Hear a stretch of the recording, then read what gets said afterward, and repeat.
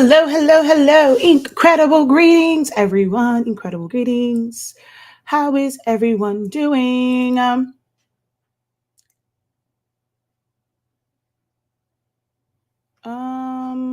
Okay, wait a minute.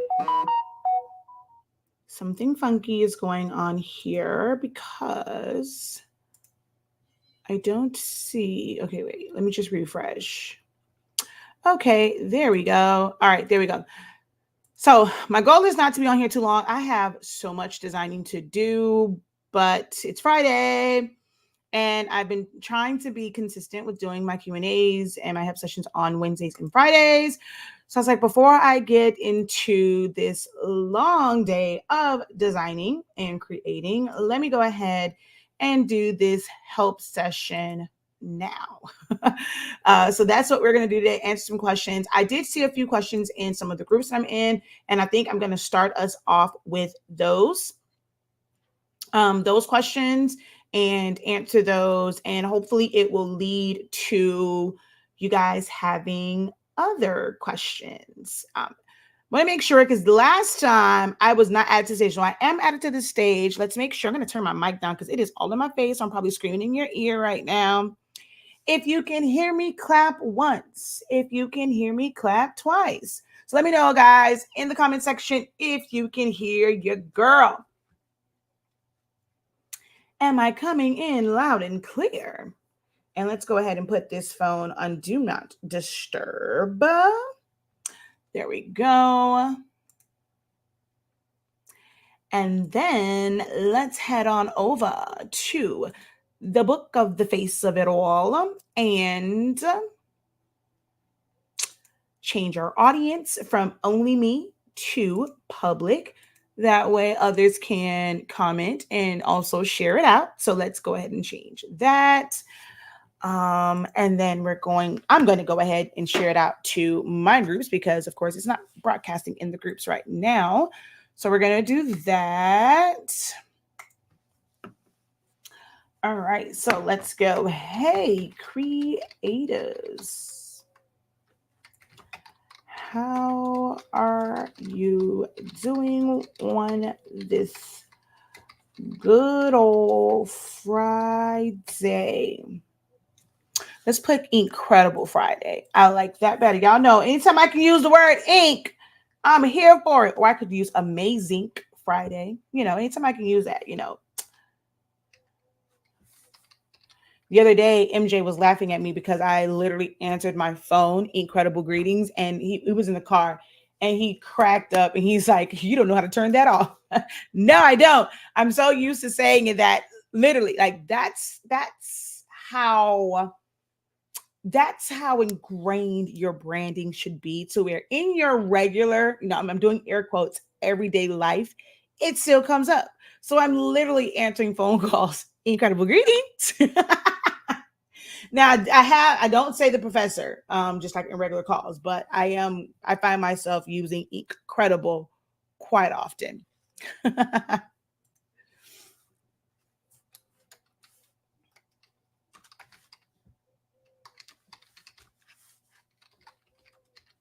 It's that time again.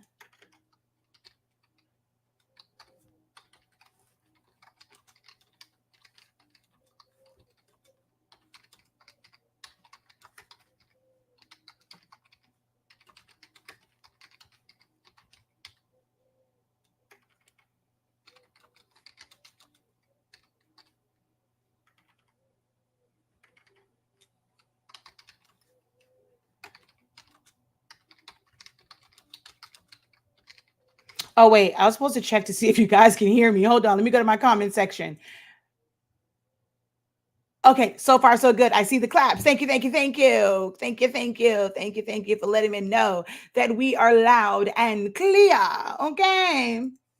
All right, so let's see.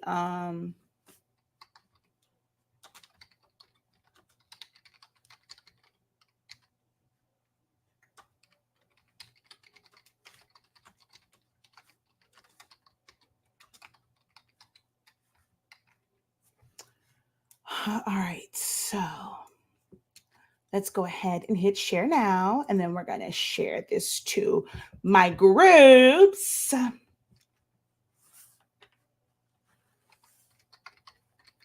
So I'm going to actually, so this is being broadcast to Silhouette Anonymous, which we hit another like increase, like another, I like the round numbers. So as I said, like milestone. So we hit, how many on this one? We hit 36,800 subscribers. So that's pretty cool. But so I'm streaming on that one. I'm streaming on Honestly Speaking because there are some Canva questions that I want to answer in this one. Like those, like I said, there are some questions that came up that I saw in groups I think would just be, they're really good questions. And I want to be able to answer them in video form because trying to type it all out, it just seems like team too much sometimes. So we're going to answer, I'm going to answer those questions. There's also some questions about printers, specifically the Epson Workforce printer. So I want to kind of address that one in this live video. Let's see what else. There's another question. There's another question. There's a question. Oh God, I can't remember. It's gonna come to me. It's gonna see now. I know how you guys feel, and I'm like, okay, y'all have any questions? It's like, man, I had a question earlier, but now that you put me on the spot, I don't remember it. But I know it's gonna come back to me because I'm gonna have to go into one of the groups where two of these questions came from, and I know that it will come to me at that point. So. I'm just gonna, like I said, share this out.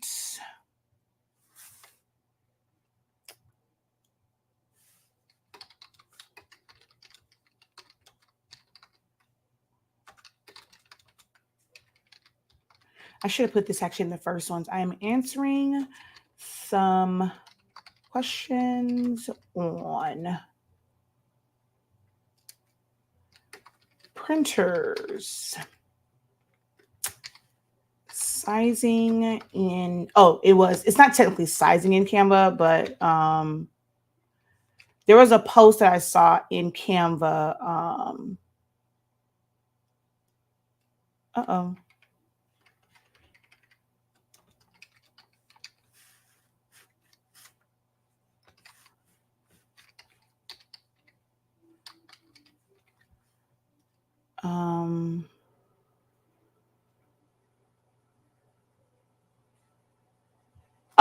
I know what it was.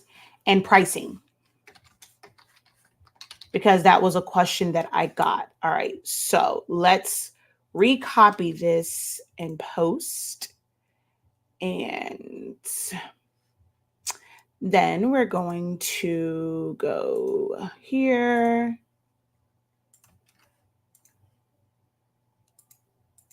And if you guys can share it out as well, that would be great. All right. So, like I said, we're going to hop into this. As you guys come in, wave, say hey, let me know where you guys are watching from. And you guys can start posting your questions, now. So I'm going to give this a true starting point. I'm going to just do the 30-second countdown. I'm not going to do like the music like I normally do. I'm just going to do a 30-second countdown. And then we are going to get into answering some of these questions. All right. So sounds good. All right. I'm not going to give you time to answer. I'm just going to get into this. All right. So here's a 30-second countdown.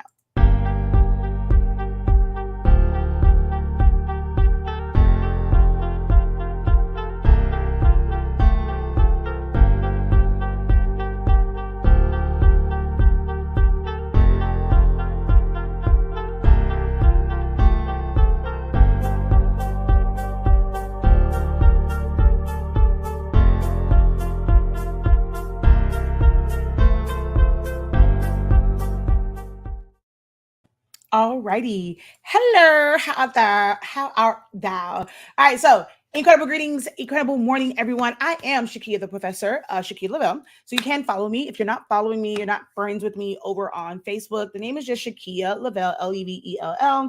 It is not a personal account because Facebook took that away from me. It is the account that I communicate with all of my crafters, all of my creatives. I don't answer too many inboxes because I get inundated with way too many of them. But if you tag, if you send me, you follow or you send me a friend request, and if you tag me, I get notification and I can, be able to help out. I don't mind helping like on a public platform where it helps others. Once you kind of slide into my DMs, it becomes more of a private one. It's like a private session, and like I charge for one-on-one session. So feel free to tag me whenever. Sometimes I get tags from people who are in groups and they will see a question and then they'll tag me and be like, hey, Shakia, do you know anything about this? Can you help them out or whatever? And I don't mind that either. So Shakia Lavelle is the name over on Facebook. I'm always here to help. All right. We do have a website, so I'm going to help, but I can't really help without promoting. This was a learned behavior for me, is to remember to actually promote the things that make us money for our family. Because I don't right now during grad season, I do a lot of customized items and things like that. And I'm really, really active, but throughout the rest of the year, I'm mainly focused on creating content, creating classes, creating learning material to be able to help others. I've been in the game for 26 years, so I have a lot of game and a lot of knowledge, and I'm trying to share that with the next generation of crafters, creators, small business owners, which I don't take offense to that word. I'm not sure why so many people do, or we can call it non-corporate business owners, just startup business, mom and pops, just those who just want to be really, really creative. It was so interesting, kind of not really business related, but when you see just how far the world of crafting goes. So my son has epilepsy, and we had to have his scan to test like the electrical spikes and stuff, and if there was any change to it, which there was. So we have to kind of deal with that with him and maybe having increased seizures. But when we were checking out, we had already kind of the room. We had to wait for some information. So they had us go into like the family room. And the first thing I see when I walk in there is a Cricut. So now the Silhouette girl in me was like, wait a minute now, why they got a Cricut? But to be fair, because Cricut can work from like a phone or a, any device, you can work from a phone, an iPad, tablet, if you have a computer, and not have to really be like hooked up to it. I know that that's actually an easier thing to maybe have in that setting, but the Silhouette girl in me was like, hold up, why we ain't got a Silhouette up in here? But in this instance, like especially on the crafters, the DIY and just convenient level, it is, it is what it is, right? Because you can fully design in their program mobily, you can set it to cut. Whereas Silhouette Studio, you have to have designed it first. There is an app where you can cut from your phone, like, send it to cut if you have the 4 or the 5, but with like just designing and stuff, you can't. So I understood that, but it was kind of interesting to go into, like, it was like the family, like room, whatever. And there was a Cricut in there. I was like, oh, wow, that's kind of interesting. Like, that's my world. But anywho, I am a Cricut, not Cricut. See, you got me saying Cricut. I'm a Silhouette Studio instructor. I have been using Silhouette Studio I've been using it for 10, almost 11 years, because I started using it before my niece was born. My niece is now 10. So I started using it before she was born, like right before my sister had her baby shower. So I'm approaching 11 years using the Silhouette Cameo system. It's something that I fell in love with. I have been designing for many, many years. I know at some point I'm going to hook my camera back up. That way you guys are not looking at just a screen while I'm going through this part. You can actually look at my face. But as of right now, I don't have my camera hooked up. So sorry about that, guys. But I have been doing graphic designing and just doing these different things since high school, right? I will be 43 on May 30th. Yay for me. So, and I started this when I was like 16, 17 years old. So I've been in the game and just kind of knowing design and design programs for a really long time. And so I try to bring that knowledge to you guys, answer your questions.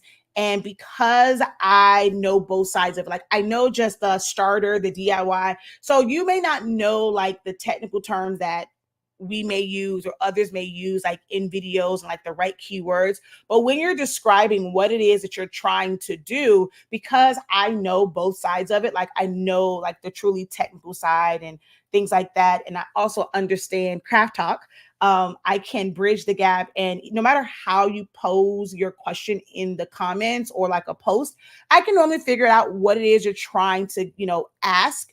Because I'll maybe ask some follow-up questions. I can figure it out, and I can direct you to the right terminology for you to do further research and things like that. Our tagline or our mantra for this year for our company was the research starts here, right? So we want you guys to utilize me as your Google before the Google, right? Because you may not know what to put in there, or you're putting in certain element, like certain things, and you're not getting the results that you want. It might be that you just need to switch up your search, and how you're searching for things. So we want to be able to do that. So we are your, you utilize us. You utilize us, tag me in, post and things like that, because your research starts here. I'm well versed in Silhouette Studio, graphic designing, everything from Photoshop, Illustrator, Canva, Silhouette Studio. Do I prefer Affinity? No. I can normally kind of like, I won't really go through like showing you like a demonstration in there. This how you'll do this, but I can explain it and let you know like what tools you need, because a lot of the times, as you guys have heard me say, methods are many, principles are few. Methods change, principles never do. So the method may change in a different program, but the principle of how something is done remains the same across the board, no matter what software you are using. Things like sizing and understanding that. I just saw a post and they had a rectangular type picture. They're trying to fit it inside of a circle. Hey, why is this not fitting? It's just understanding those things that you'll never be able to get a design that is in a rectangular orientation to fit the same way inside of a circle. There's also a post that I saw, which we're going to address these things on TikTok. And someone that I follow over there, a bad review. She kind of posted her experience with that. And the person was like, it didn't meet my expectations. And it's not that it didn't meet your expectations. You just have no knowledge of what it means like design. So the person was selling kind of like a grad fan, and it's more so for like a head. It's meant for like a headshot. And she wanted to put an entire picture like of her, I guess it was her daughter or someone in her family, someone she knows. And it was a really long picture, but the frame, although it was more of an like the bracket frame type one, it was basically a square orientation. And here we have a rectangular picture. So because the entire picture did not fit in that frame, she wanted a refund. She left a bad review. So I want to kind of talk about that, because there are some who are just kind of in the DIY phase, or you're wanting to get into this and you have these same questions like, how can I get this to fit into this? And it goes back to, when we were younger, it's trying to fit a square inside of a square peg inside of a triangle hole. You can't really, do that. So we're going to kind of, talk about those things. And I just have that background in designing and can be able to help you simplify or just understand it in a more like crafty talk type way, and ease some of your frustrations. I find that a lot of people end up frustrating. They end up doubting themselves and feeling like, hey, I'm doing something wrong. And it's not that you're doing something wrong. You just don't understand yet because no one has introduced it to you, because we just want to jump into the actual projects and products and things like that we didn't take the time to understand that you cannot do this. It doesn't matter what program you use. You can't make this do this thing. And if it does, you're going to lose some of your image in order for it to be proportional. So we're going to kind of dial it back a little bit and go back to some of the basics that's frustrating a lot of beginner creators and crafters for just information you just don't know. And the more you ask questions, the better.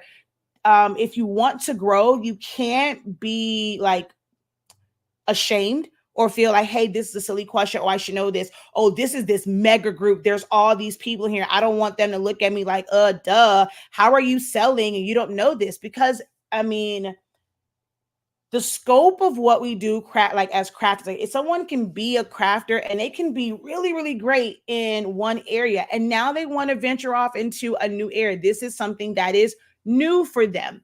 And so they're exploring it, and we don't want to feel like people are going to judge us or, just kind of shun us or shoosh us off like, oh my God, how can you X, Y, and Z? Because this is a new, like, hey, I have experience in other areas. This is a new venture for me. So I want to just be that, like, extend that olive branch, allow you guys to post your questions, but you have to be willing to post your questions. You have to be willing to be vulnerable. You have to be willing to kind of expose. It's going to sound like a bad word, but people take this word bad, but you have to be willing to expose your ignorance, right? Like the things that you just don't know in order to get the answers. And so I just want you guys to know that this is a safe space to be able to do that. All right. Printer wise, there's not much that I don't know about printers. Business, advertising, marketing, branding. Like I told y'all, I'm so embedded in my branding. My license plate, is branded with our business stuff. I answer the phone sometimes with incredible greetings. So, I know a little something about branding and marketing. I have been here for, like I said, some people came on the scene, pandemic and whatnot. I've been around for a really long time and I'm still here. Okay. So that's just a little bit about me. Feel free to drop your questions. We're going to now get into it. Oh, well, I said all that. We do have a website, shop.hsinc365.com. Here's where you can sign up for our classes. We have some challenges are really, really affordable, but you're going to learn a lot in these design challenges. So if you scroll down to the bottom, you're going to see some of the design challenges there. They are all absolutely amazing. There's actually 7 of them, all amazing. You can learn a lot. And then we have other classes that also get you access to our exclusive Facebook community, the Student Union. And that's where you can ask questions and I can do 15-minute videos. Like, if it's like something I can answer like in 15 minutes or less. We have amazing sublimation products such as our paper, our ink. Our paper allows you to sublimate 365 degrees, 30 seconds using plain paper setting. You don't have to use premium matte, which uses up a lot of ink and just sucks up your ink. We have like our template vault. Our ink is 140 milliliter bottles, more bang for your buck. Most people buy our ink if they have an EcoTank printer and they won't need to buy ink. Especially if they're like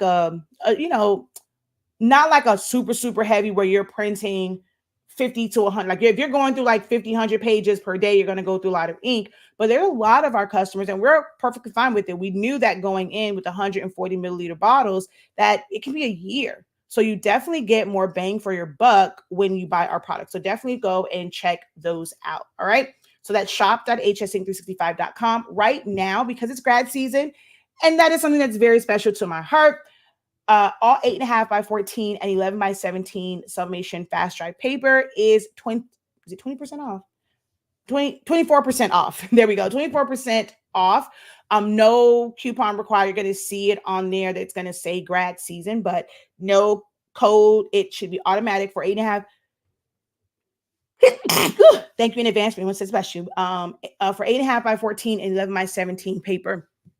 You're going to see that it's going to be automatic. So definitely go check that out. And we're still in pre-order for the rolls. So I got to move that up. But right here is the pre-order for the rolls, tacky and fast dry. So definitely check that out. Fast dry rolls are on the website. We are sold out of all the tacky ones. All right. So there we go. Let's get into this. I'm going to go ahead and bring my Silhouette screen over here and open up a new one. All right, let's see. I think I saw a comment or a question here. Let's see. Good morning. New to your group. Philly in the house. Welcome, welcome.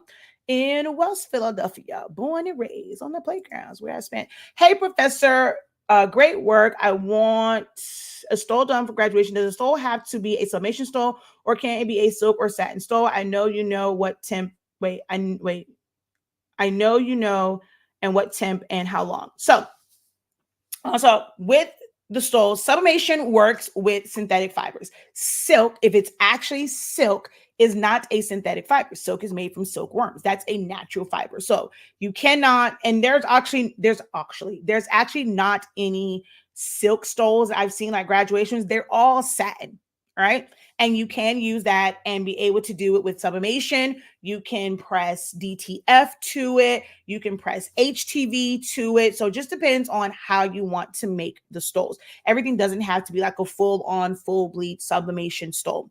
So for me, I cannot speak to any other ink and paper products other than ours. So although I'm able to help, I have stopped. I will say that I used to answer a lot of questions and be able to help with other brands, but why?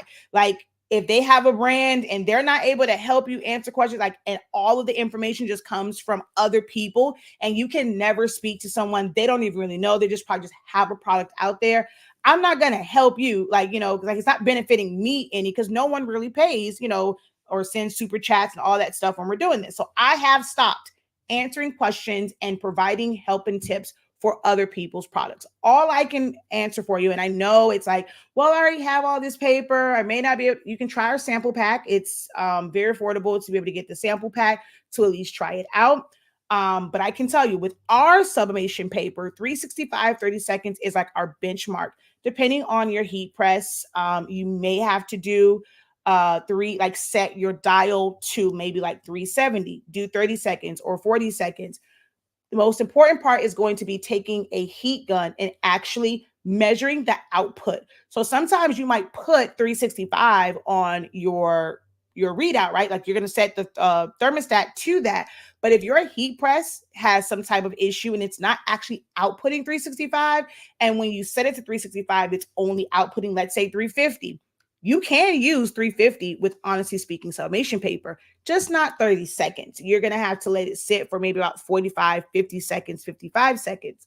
So you want to have a temp gun. If you have a heat press, if you own a heat press, no matter what type of heat press it is, I highly recommend that you go on over to A to Z with the Smile, and or go to like Home Depot, Lowe's, Ace, like, well, if they're obviously open anywhere, I know Harbor Freight has them, and get a temp gun. You need a temperature gun to gauge the temperature of your heat press and know if it's actually outputting. You can also do a surface probe, but that's a little bit more technical. But a heat gun will definitely get you, it within the general ballpark. So anyone, even if you have a handheld heat press, you want to have a temp gun. Everyone who's doing any heat applied applications, you should have a heat gun. And so with us, like I said, 365 30 seconds is the starting point for that. And it will be a satin stole. Let's see. Me, years now, and you're still teaching me. Plus, I only use your ink and paper, never have problems. Thank you so much for that.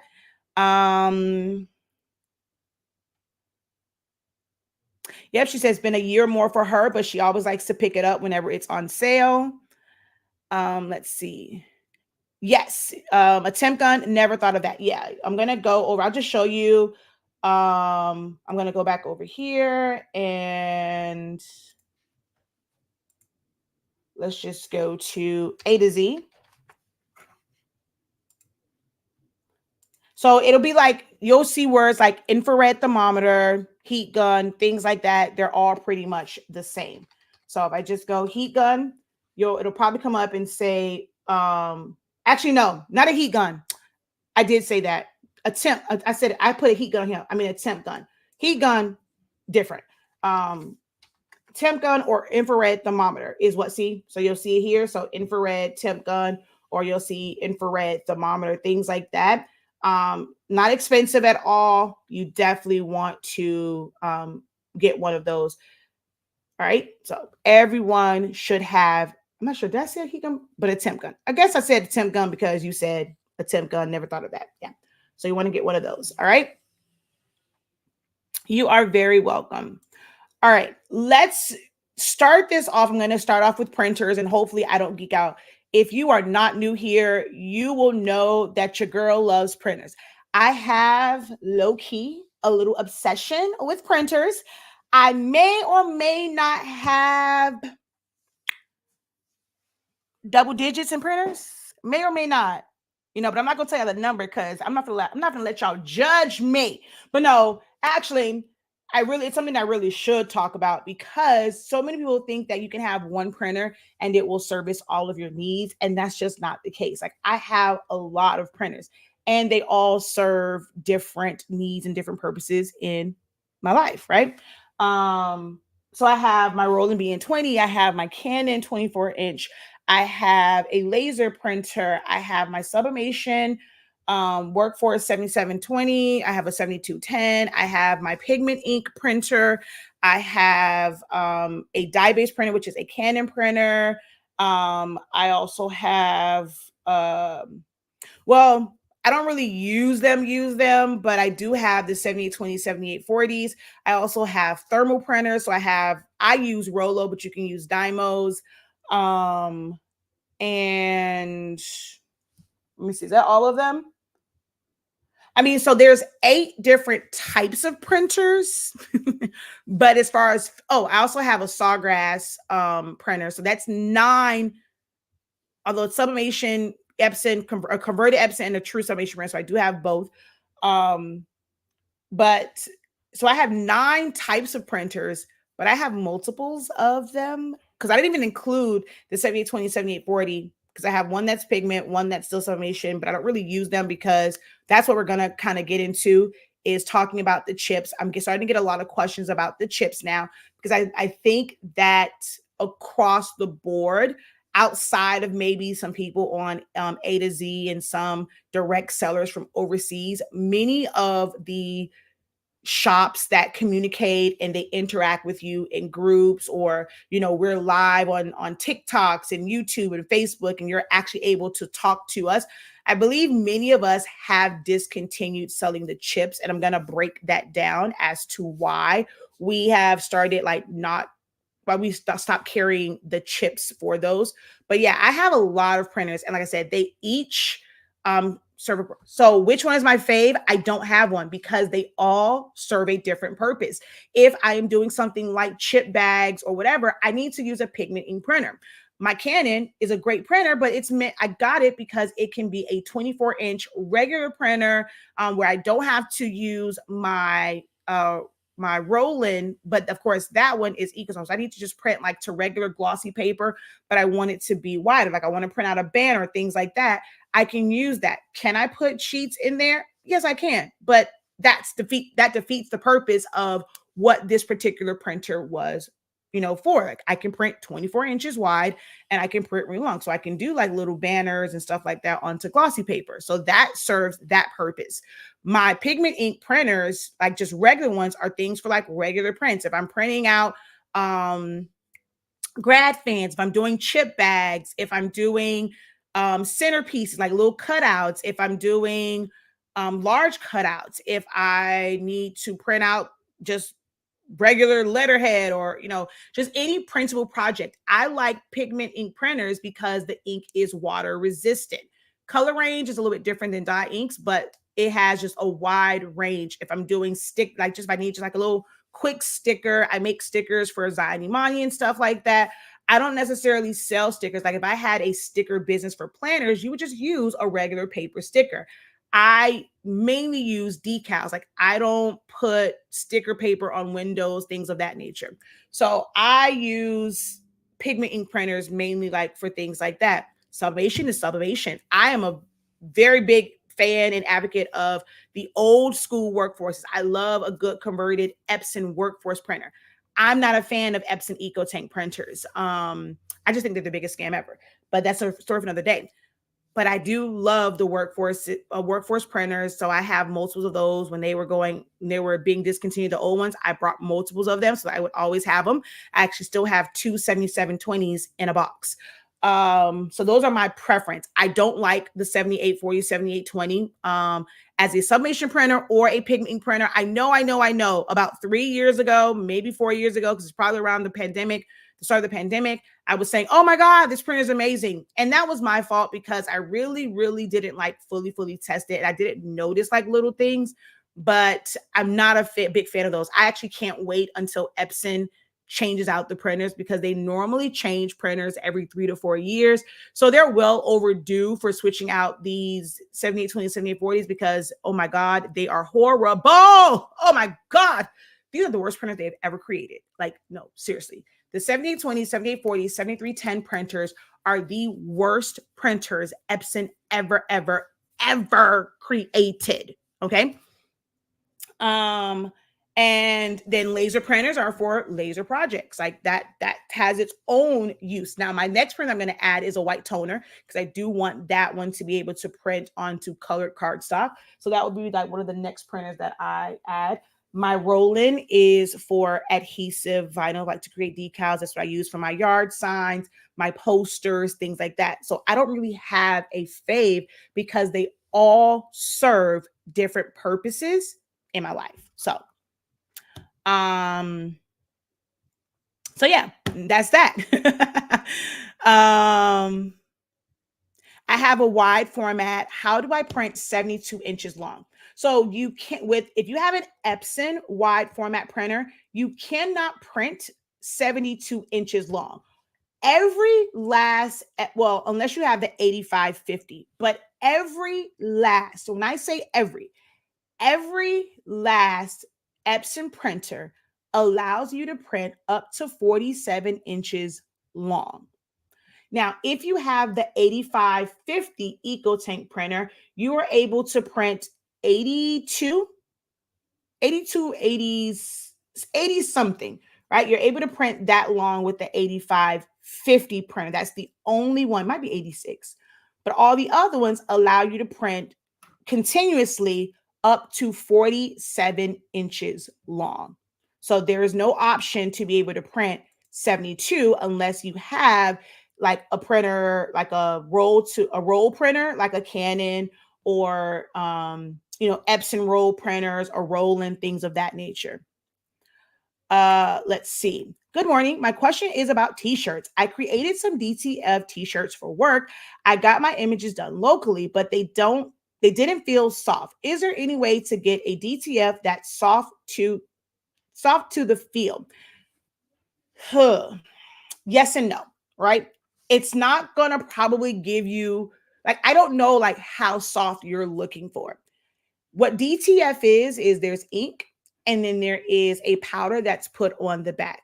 Some can feel lighter than others and not feel so plasticky based off of the quality of the adhesive powder that they use.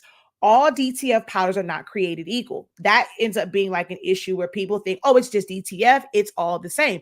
The same way that all sublimation ink is not the same. I actually just took some pictures of some ink that I got when we were testing ink and like just seeing the differences in the colors. All of them are not created equal. DTF is the same way. All white ink is not created equal. Some people change their settings to where they're putting a small amount of ink on the back. Some printers, it's a really high concentration of white ink. That white ink is not like the others, not translucent. It's what makes it opaque. So if it's a super thick one or their settings is putting down way too much white ink, which is a stiffer ink, that combined with the adhesive powder is going to affect how it feels. So there is nothing that you would be able to do. It's about the company that you order from. So my only recommendation would be to order prints from multiple companies. Order things that are big, that are small. These are things that you have to do. When you're talking about business, there's going to be money spent out that you're not going to technically receive back. Like you have to invest. Not all investments have an immediate return. You're going to have to spend that money to order different prints. Some of them may have to have them shipped in, maybe everyone close to you locally, because they're trying to save on money and things like that. They're not getting the best. They're probably the ones that's in these Facebook groups for DTF saying, hey, where's the cheapest place I can get powder from? Where's the cheapest place for me to get ink from? Oh, I was ordering from such and such place, but it's gone up. It's too much. I want cheaper. And when they get cheaper, they compromise on quality versus adjusting their prices. If your supplies goes up, you don't, and it's working for you and it's great, you don't necessarily now go and just immediately switch to the cheapest thing. You want to try out different ones, which is kind of hard when it comes to printers because you have to fill it up, it has to be to a certain level to be able to try it out. So that can be kind of difficult with trying out different inks and things like that when it comes to DTF or just really any printer. So you have to maybe order, you as the person who is just buying transfers, ordering from different companies, making it your point to maybe order another sample pack. Create a design if it's for you, just a regular design, and you're going to submit that design to that company every quarter, maybe every 6 months. Because if they ever ran into this situation and you're like, okay, I ordered from them this month, and now you're like 2 months down the line, 3 months down the line, whatever, and you order from them, they may have gone through hard times. They may have switched out their white ink. They may have switched out their film. They may have switched out their powder. So you had them. They were amazing 3 months ago, but now it's horrible. So you want to make sure that their quality is up to par by ordering samples from them. And this is just across the board. I'm always ordering samples from any vendor that I use. You want to make sure that our paper quality is the same. That's why we have a sample pack. Order that. Make sure that the quality has not changed. Now, ink is the only thing that you can't really buy a sample pack of. But just maybe requesting, a print, and we can send that to you. You're gonna have to pay for shipping on it, and just seeing how like the colors and stuff or the ink is coming out. Or you can always submit your design to our print part of our company, HS Ink 365 Prints. We print out for you, we send it back, and you can kind of get a feel for how our colors are now producing. But you always, always, always want to test your vendors. That's a pro tip for you guys, okay? Do you have any thoughts about the DTF hack regarding the powders being a health hazard? So it's not been confirmed that powders are a health hazard, like specifically the DTF. That's just for any powders. Like, when it came to just powder in general, how they were made, and now they're using cornstarch instead of talcum and things like that.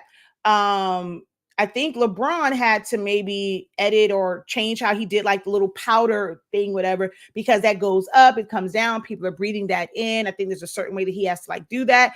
It's an aerosol. Like, so if you're putting powders and it's like little particles in the air, everything that we breathe in every day, the dust, the debris, all of these things, they are pollutants that can affect your breathing. They get in your nose if you're consuming so much of it. So wearing things like a mask just to simply protect, you breathing it in as the powders are churning and turning.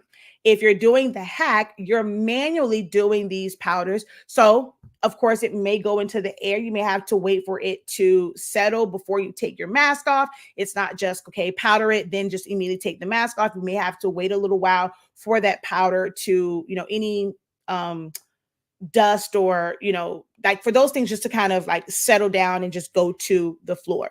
So there's nothing that's really been confirmed that there is an issue when it comes to the powders. They have passed all tests and things like where they're able to be legally sold in the US, because there's certain things that, you have to go through for those things to be sold in the US. So if they've gone through that, it can't be, too like toxic in like the initial testing. I mean, things like talcum powder and the talc, we use that for how many years before they changed that, because, a few people had, reactions to it. They end up taking that out and doing cornstarch. Well, some people may not like cornstarch. So there's always a risk in everything. You just have to take the necessary precautions for whatever health risk you have. Now, in general, I'm not a fan of the DTF hack when you're using sublimation printers or using a regular printer. I just think I never talk about it, never teach on it. I don't recommend the DTF hack at all. But as far as the powders, there's not enough to make a decision or to give any type of feedback when it comes to that. I know that there was a whole thing that was going around because of someone. They're saying it could be potentially from X, Y, and Z, but it also wasn't confirmed, because there's they live with other risk factors as well. Okay. I purchased a chip from Amazon because you were sold out. Are they for, yes. So let's get into that right now. Okay. So we're at about like 44 and a half minutes. All right. We're going to talk about the Epson 7820, 7840, and 7310 printers. Okay. So with these particular printers, they have a longer cartridge. They're not like the old school Workforce 252 cartridges. They are an 812 cartridge. Now, some of the other printers have used an 802 cartridge, which is also long, 700 cartridges, like 702. Those are longer cartridges, but the chip on it is the most important part. So with these newer ones, Epson set up their firmware where each chip has to be coded with a new serial number. Whereas with the old ones, it can just reuse the same serial number over and over and over again. So they were auto reset chips, and you're able to either wait for it to go out or use a chip resetter. Well, with the new printers, 7820, 7840, and 7310, you cannot reset them. They are single-use chips. So once it gets to a point and it say, hey, it's running low, don't change it out because you don't want to waste the prints on there. The chips store a certain number of prints. Now, once it shows an X and it says cartridge not recognized, it is time to completely take that chip off and put a new one. You don't have to get a whole new set of cartridges unless that's the only thing a company has. So for us, for the longest time, because we weren't carrying chips, but we did have some cartridges. People were purchasing the cartridges from us just to take the chips off because it was still cheaper than buying an Epson cartridge and taking the chips off. So those are single use. But the way that Epson made them, whenever they adjust their firmware, they have adjusted their chips to, I guess, somewhat match it.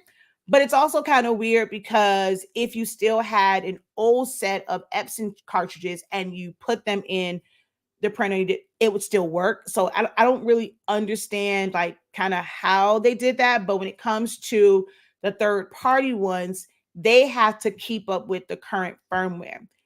They are only able to have access to the 7820 and the 7840 printers. So that's the multifunction one with the scanner on it, the one tray and the two tray printers.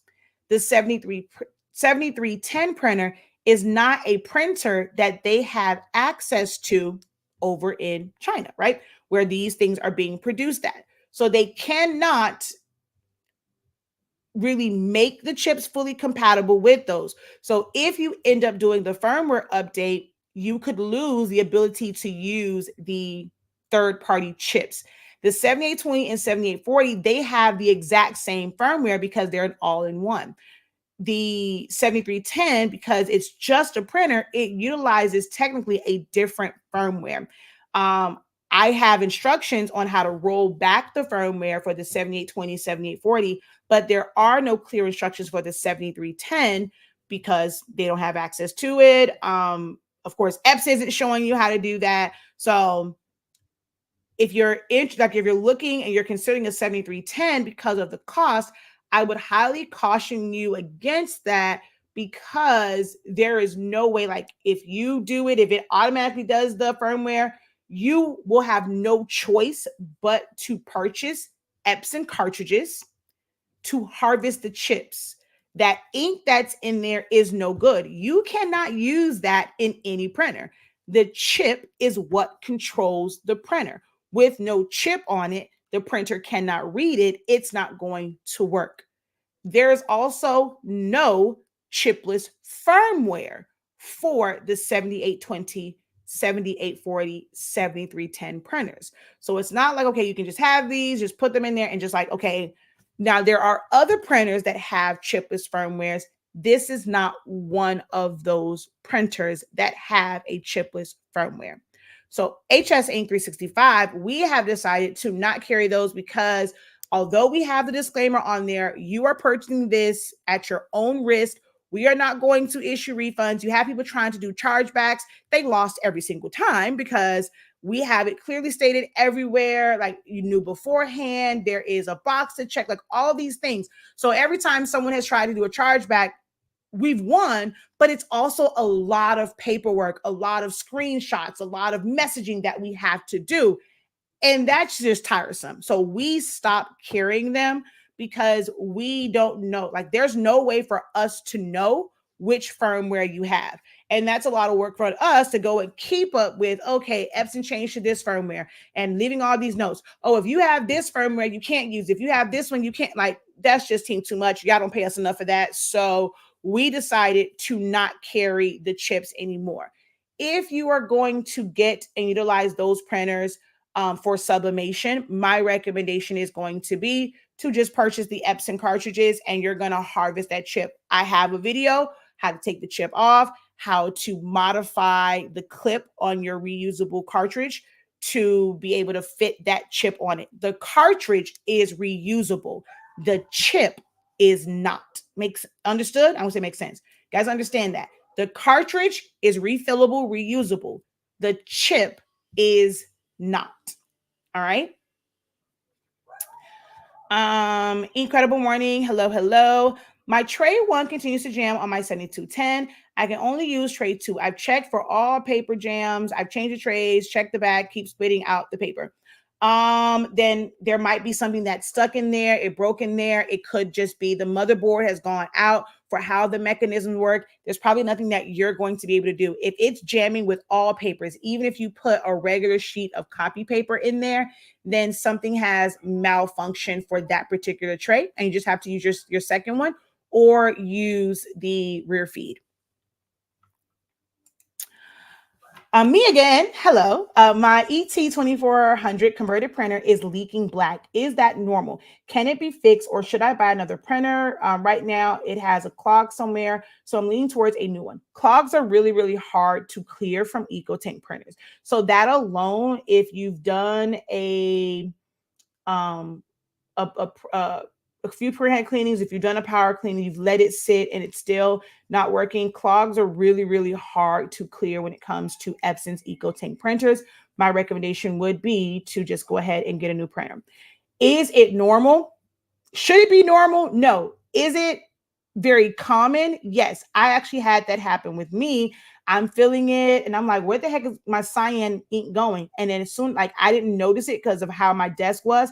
I lifted it up, all the cyan ink was underneath it. So I don't understand where the leak was coming from. I took my ink, I put it on there. It should just be going into the tank. So is it common? That is a very, very, very common issue with the Epson EcoTank printers, especially the smaller format ones. But should it be normal? It should not. So my recommendation would be to look into a new printer. If you don't order detail transfers, what's your go-to? So it just depends on what it's like for. For some things, detail transfers are really like the only option. I do know someone that has a white toner printer, but they are a little bit more pricier than getting the DTFs.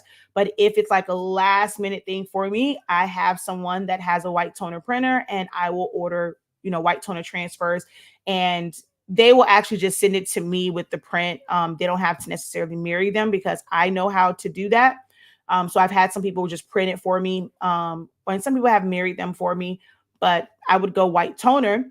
If it's depending on the volume of them, I would go screen print transfers. I absolutely love screen print transfers, especially single and like 2-color, because you can get a small number of transfers. Now, if you're getting into like the full color transfers, you want to be ordering like a significant amount of them, as long, of course, it's the same exact design. But screen print transfers, I'm not a huge fan of the printable HTV and using it with my Roland.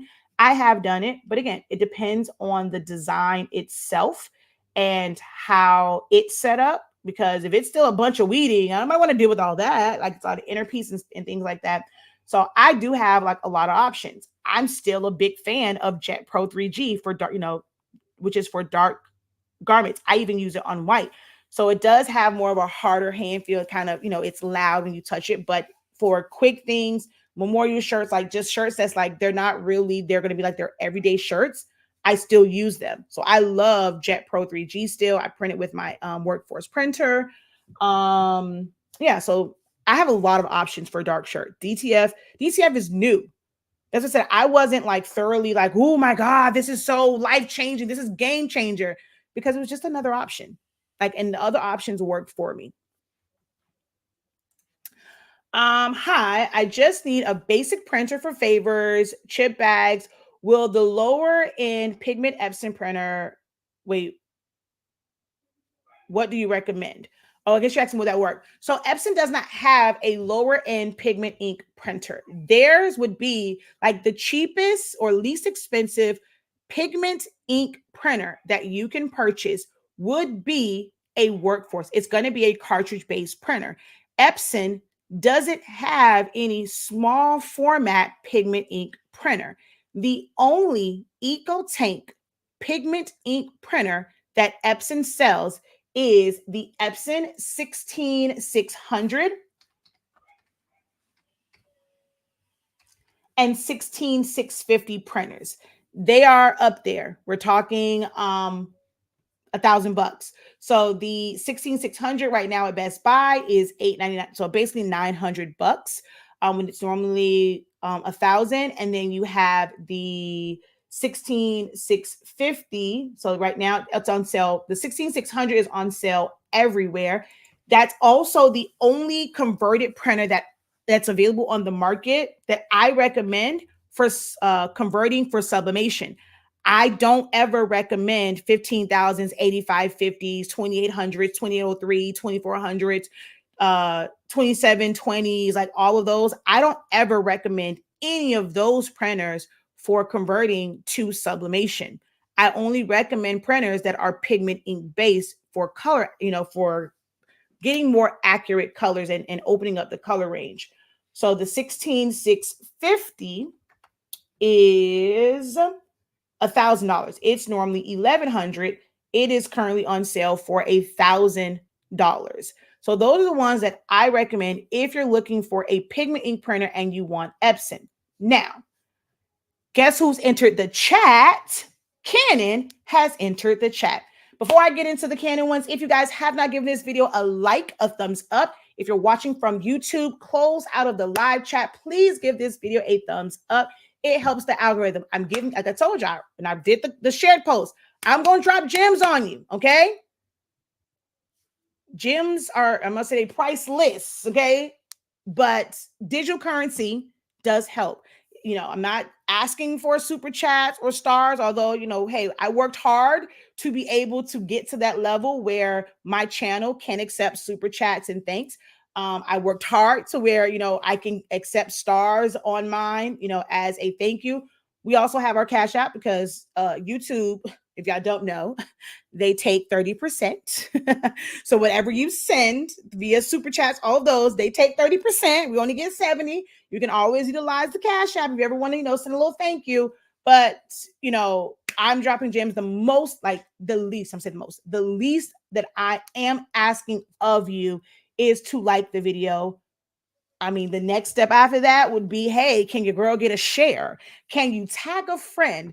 Introduce me to some new crafters who need real, and they can value and they can find value in actual help, someone answering your questions who's truly knowledgeable in this field and can actually help. So a like, a share, and if you you want to send a little love offering, hey, that's welcomed as well. All right. But who's going to enter the chat is going to be Canon printers. Canon actually has an EcoTank pigment ink printer. I'm using the TC20, which is a 24-inch, but you can feed sheets through it. And it doesn't interfere with you having the roll of paper, loaded in. So you can still print sheets, even if you have a roll of paper loaded in there. So I have a Canon TC20. It's like $625, no, $695, I think, somewhere in there. I think it's probably like the average cost of it. certain places you can get it for like $625, but like $695, $700. It's a 24-inch wide one. You can put glossy paper in there. The paper can be kind of pricey, but you can put, you know, them in, like put the glossy rolls in there and print little small banners and things like that. So you can use that for chip bags.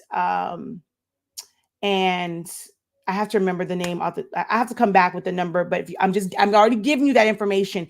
If you search Canon tank printers, or if you search Canon pigment ink printers, or look at the specs, you're going to see the ones that is an actual pigment ink printer to where your ink will not run. But there's no beginner or small format or cost efficient Epson pigment ink printer. You're either going to go in cartridge base, which I don't care for the black ink in the 7820, 7840, 7310. It smears a lot. It would be the 16600, so the $1,000 printers. About the chips for the 7310. So if we do not let the refillable run out, we can still, okay. So as long, all right, the cartridge can be refilled. The ink, the physical ink in the cartridge may run out before the chip reaches 0 prints. So you keep filling that cartridge up with ink. The amount of ink in the cartridge has no connection with the chip and how many prints you are able to do, like you have left. So until that printer shows you an X, not an exclamation mark, not one that says this is not a genuine chip, not a low ink, until it shows an X and says cartridge not recognized, you will continue to put ink in that, like physical ink, into that cartridge. Once it shows an X, you will have ink still in that cartridge, but that chip no longer works. You need to put a new chip on it. Okay. She says, why am I at work taking notes? Yes, I love a good note taker. Yes. I love how much knowledge you have on all things. I have my ink, but I have two 7210s. Just with one, I just use regular ink information. So,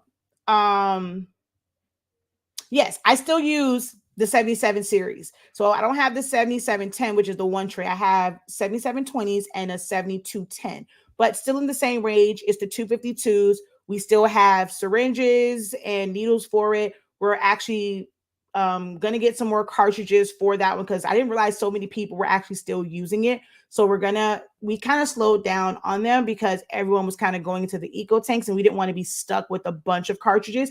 But I didn't realize there's a lot of people still using it, and you should change out your cartridges every couple of months because they're constantly taking them in, taking them out. There's can be wear and tear on them. But yeah, I'm the same way. I use one for regular. Actually, I use two for regular and two for sublimation. You're welcome. I only want to use HS Ink supplies, so I'm looking for a new printer that can. So you can use HS Ink. We sell ink. Our ink is made for those printers. So you can definitely use HS Ink supplies and the sublimation paper. So yeah, see, some people love that. If you're using it, are using it as a regular printer. So some people are using it as a regular printer. They love it. To me, it prints way slower than its predecessor. So I am like, oh my God, this prints so slow. And then the black ink is a pain in the ASS. I like 3G 2. So oh wait, where's the super chat? I just saw that. I love to send you super chats. You never stop giving the best information. I wish others would send. Appreciate. Thank you so much, Miss Dawn. Appreciate it. All right, so all right, that was the printer spiel about the 7310 and all that stuff. So let's talk a little bit about printing and printing longer, okay? So I'm going to come over here to Canva. All right.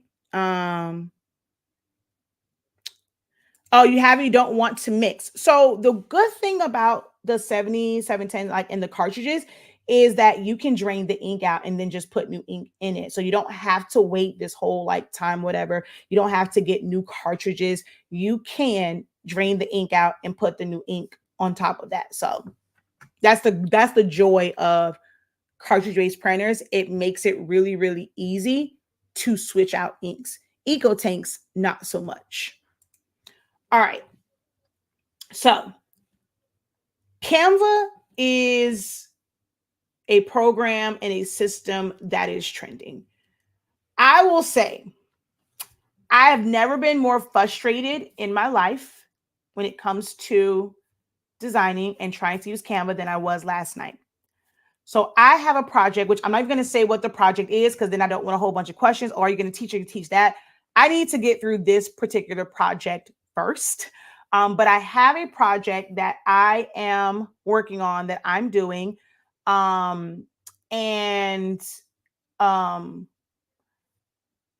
I said in the beginning of this, Zanyamani was in the hospital last night. Nothing, not sick or anything. Like, he has a regular check, and it has to be 24 hours, within the hospital for them to put all the stuff on his head to monitor for his seizures.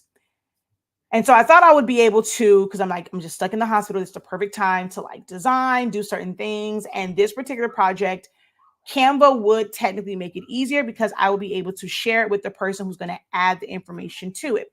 And I can literally see the changes in real time. So Canva, perfect option for what I'm working on. The Wi-Fi in the hospital was completely spotty. It kept going out and it made it a nightmare. I could never rely on a system that is completely internet-based. Could I have done it on my phone? Because, I can just use the cellular, data. But for what I was doing, even with my stylus, it was complicated. I couldn't use the two monitor. I just needed a bigger monitor. Being able to copy and paste from one window to the next, because I was using certain templates, impossible to do from my phone. I needed the computer. And when you don't have access to the internet, it's ridiculous. Having access to certain fonts, you can design certain things and move things around, but certain fonts or being able to copy and paste from different browsers, different windows, it was just a lot. And I just gave up. And I'm like, oh my God, that's what I have to finish doing that one. I'm probably going to do that this weekend because I have some other pressing designs I have to work on. But Canva is a system that a lot of people are gravitating to because of the templates that are in there, because of the elements that are included, because you have a large, and I do mean large, library of fonts. You can always, of course, add your fonts to the system, but they have a library of fonts that you have access to. They have free fonts. They have fonts that are within the Pro. So a lot of people are, like I said, gravitating to learning this program, this software, and they are using it. I'm in a group. A lot of members over there, very helpful group, all things Canva. Go check it out if you're looking, to get into Canva and you just kind of want some help from a group that is dedicated to Canva. They are very serious about that. Hey, don't come over here asking questions in this particular group. That's not about Canva. We have other groups. So if you're just looking and you want to have a one place for Canva, all things Canva, it's a Facebook group, go ahead, join it. Right. I'm not an admin. It's just a really cool group that I try and answer questions in every now and then. Well, I'm answering questions every single day. So I'm not affiliated with the group in any way, shape, or form. So that, hey, that's just a genuine recommendation, all things Canva, right? So the issue, though, that I'm finding with people using Canva is not understanding that you have to set your design page up to the size that you are going to print to. Or if you're going to choose a size that it's not, and you're you're the type of person, hey, I'm always going to just design on this 12 by 12 square, or this just square design. Well, when you want to go print it, if you're not going to go into a print or a design program to be able to set a design page size, you have to save it, create a design page in Canva that is the size of the page that you plan to print to, and then be able to print it out without going through a software. That was a mouthful. Let me know if you're tracking. If you're tracking right now, let me know if you're tracking. If not, say back up.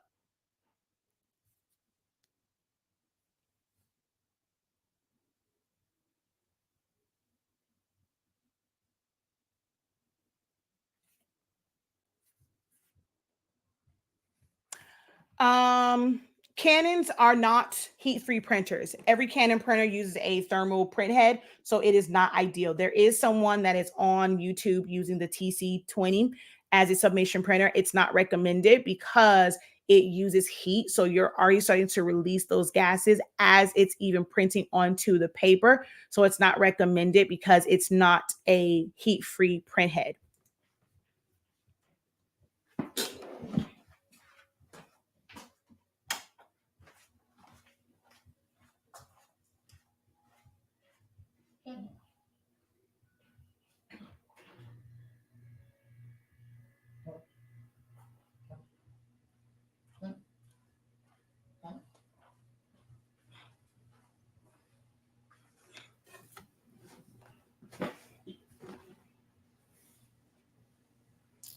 All right. So, okay, I see some, I'm tracking. Okay, so what am I backing up to? So I see I'm tracking. I saw a couple of trackings. All right. So, Facebook is not being kind to us right now. We don't have a lot of folk over on Facebook. I wonder what happened to Facebook. Did Facebook end my live video? I was wondering why those numbers kind of dropped like that.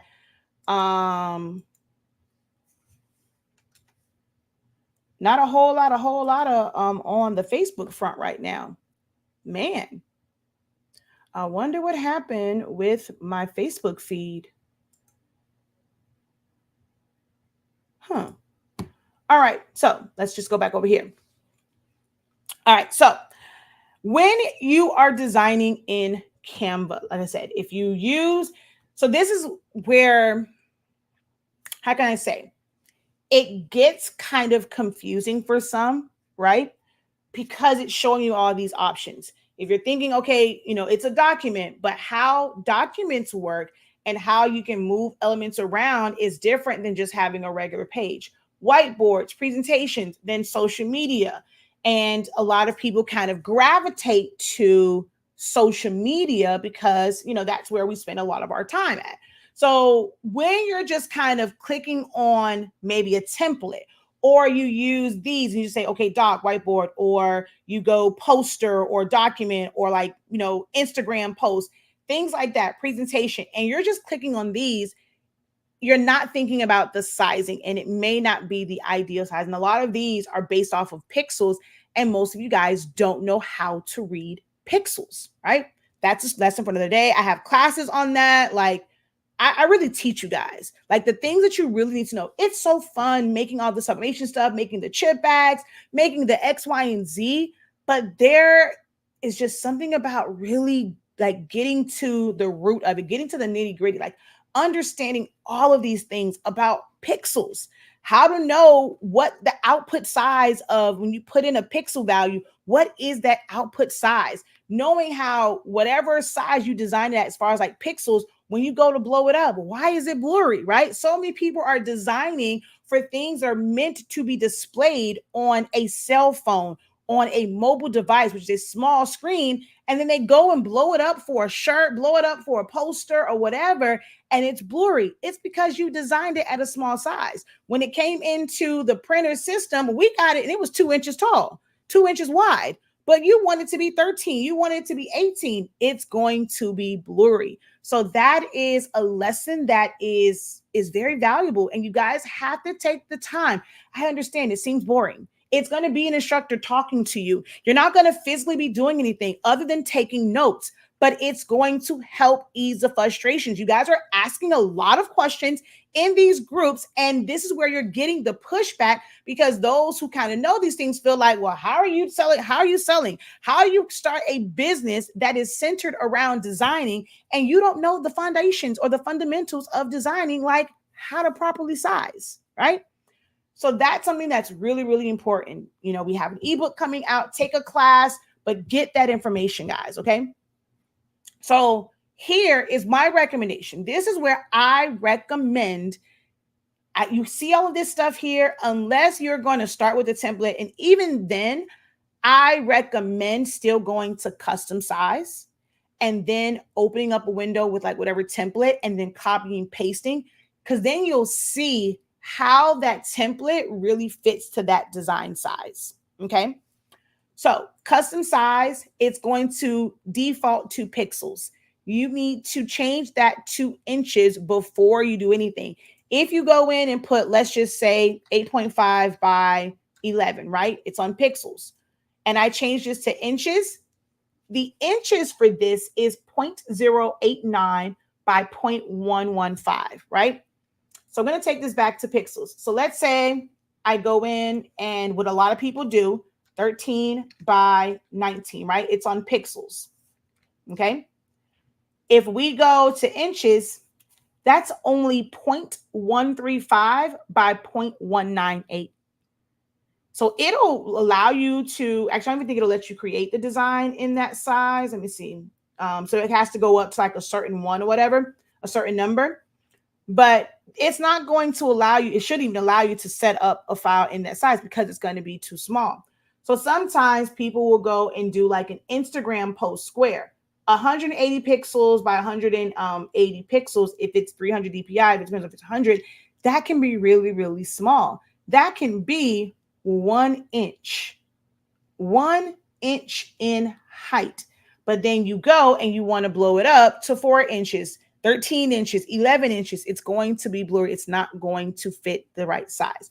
So the first thing that you should do when you click on custom size is change this to inches, because that is the like the dimension system. Like that's how most of you guys understand how to size, right? That's the unit of measurement that most of you guys are used to. So you're going to change it to inches, and then you're going to put in whatever it is. If you are purchasing a template from someone, right? It can be for a stole, it can be for a fan, whatever it is, you're going to need to open theirs. You can't really change theirs. I mean, there's a way to resize it. My recommendation is still going to be open up their template, but you need to create a custom size in the size paper that you want it to be in, or just the size that you want it to be in, and then copy and paste it over there. Now, there are going to be some template pages that are sized right to the size of like whatever the thing is, so that, of course, you can put stuff to the edge. You don't have to worry about cropping it, stuff like that. And with those, you have to design it, save it, bring it back in. It's a lot. I understand. It's a lot. So I'm just going to put 13 by 19. So now whatever I design in here, even if it doesn't take up the whole page, if let's say it takes up just to here, right? Well, once I save this as a PDF, as a JPEG, as a PNG, whatever it is going to still save all of this white space, this negative space around it. It is still going to save. That data is going to be there. So when you now go to print this, it's not going to see it as whatever size this is. Okay, so this is 8.1 by 12.5 in height. It's not going to recognize it as 8 by 12. It's going to recognize that saved file as 13 by 19. And when you go to pick your, you go to select your paper for 13 by 19, it's going to be the right size. What happens with I'm finding out a lot of times is people are designing it, it's a smaller size. And then when they go print it, technically 13 by 19 isn't an option if it's a JPEG, right? It's going to come up as a photo. It's going to give you photo-based sizes, 8 by 10s, 5 by 7s, full page 8 by 10s. It might be like an 8.5 by 11. Like it's not going to instantly give you those standard sheet sizes. It's going to give you more photo paper sizes. And then when you go to print it out, it is the ink, like it's the wrong size. Somebody say, oh, it's too small, it's too big, I can't get this to fit, it doesn't fit my template, because you never sized it to fit, right? So you go when you create something over here, right? So let's say, I'm just gonna put this heart because this one I don't even know that'll show up. So I'm gonna take this heart, right?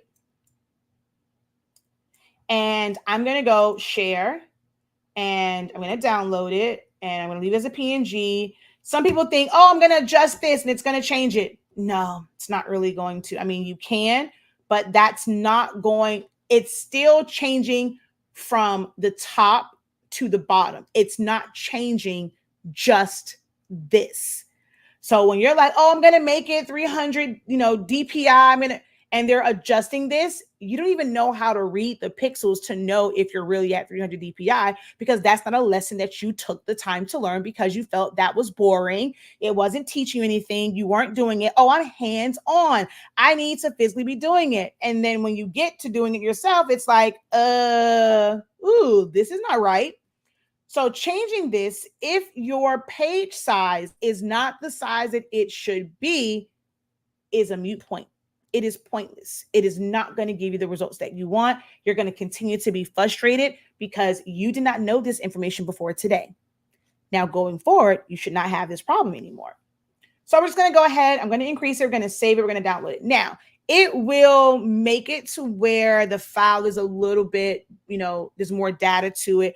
So where once you bring it into a program and you trace it or you stretch it out, you're not going to lose quality, but it does not keep it the right size. Make sense? Let me know if I'm making sense to you guys in the chat. All right.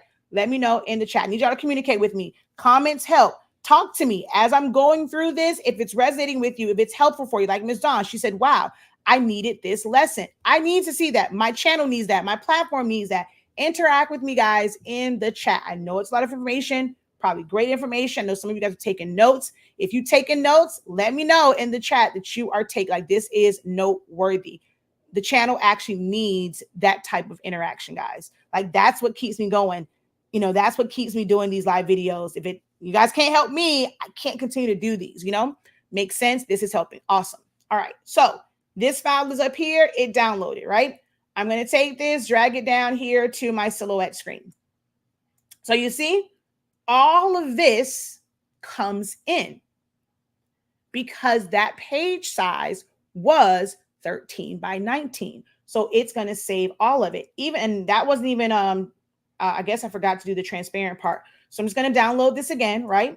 I'm going to make sure that I select transparent background this time, download. It's going to save under the same name.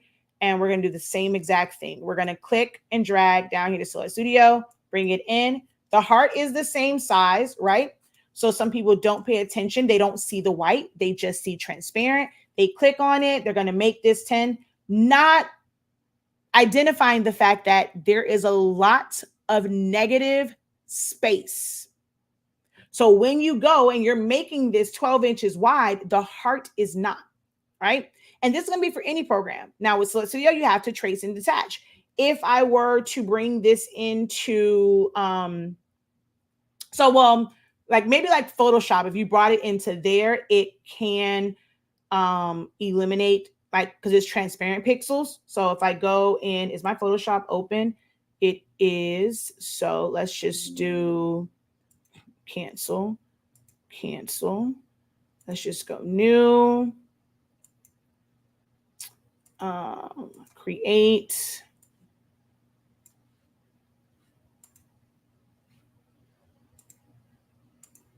So if I take this and I bring it down here to this, so when it first comes in, as you're going to see, the box comes way down here, right? It's going to pick up on like the full on size. So I'm just going to go ahead and hit enter. Now, when I click on it and move it, if I go Control T, well, no, actually, no. See, it is actually still showing the whole thing. Hold on. But the pixels on this should be, let me go to properties and just see. Hey, it's actually already.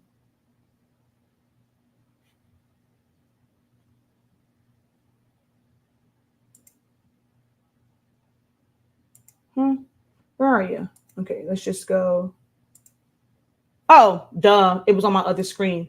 As soon as I clicked it, I realized it was on the second screen. I'm going to bring this over here. So this right now is in pixels. So I'm going to click on this. I'm going to switch it to inches. So it is still showing me that where pixels pick up on This is only 6.72 inches in height, in width, and 7.67 in height. But if I still go Control T, it still stores the data that is around this, right? So you go Control T, when you're resizing this, it's still sizing it based off of this humongous box. But the actual image itself, it's still showing you is, what it's showing you just the size of like that image. So Photoshop is a little bit different when you're bringing that in, right? If you were to bring this back into Canva, I'm just going to go new page. I'm going to bring this in, right? I'm going to drop it. It's still giving me the full page. So if I were to size this, it's not going to give me, anything different. You would have to move this up and be very, very careful, because if you move in too far, it's just going to take it away, right? So you have to be very careful with how far down you bring this in, and then you can kind of have like a generalized size. Well, in Silhouette Studio, so someone says, couldn't you crop to, or crop it? I mean, you could crop it, but crop in Silhouette Studio is not your regular crop like it is in Canva, where you just move the nodes up, right? You have to, like, cropping would be putting a shape and you're going to crop it to that shape. Like, there has to be something else. That's how vector programs work. Cropping in something like Canva is just moving these nodes in, and you have to be careful with pulling it out because it'll do that, right? Now in Photoshop, there's a separate one from crop. So if you were to just go T, you're adjusting from here, right? If you adjust from the middle, or let me hold down shift so you can squish it, right? Because you can never do this. You cannot change the proportion of something in Canva. So if I wanted this to be more of a stubby heart, you cannot do this in Canva. Canva does not allow you to change proportions. But you can pull from here, and change it like that, right? If I wanted to crop this, so anytime I move these square nodes, it just resizes. It's not something that crops. In order to crop in Photoshop, you have to actually go to crop.